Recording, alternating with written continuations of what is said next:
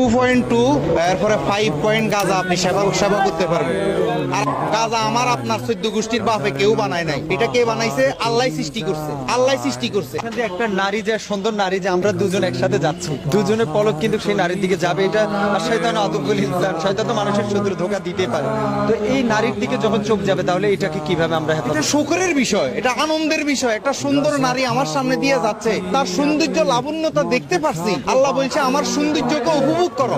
তো একটা নারী যাচ্ছে, আমি তো এটা উপভোগ করবো, আনন্দের বিষয়। আল্লাহ তো বলছে সুন্দর জিনিস কেন। আচ্ছা, পায়খানাও তো আল্লাহ তাআলা নিজে বানাইছেন। তাহলে পায়খানা খান, গাঁজা খাইতে সমস্যা নাই, গাঁজা আল্লাহ তাআলা বানাইছেন। পায়খানাও তো আল্লাহ তাআলা বানাইছেন, পায়খানা খান। আর কি যেন বললেন, নারী না? সূরা বনী ইসরাইল আয়াত সংখ্যা 32, ওইখানে আছে তোমরা জিনার ধারে কাছেও যাও না।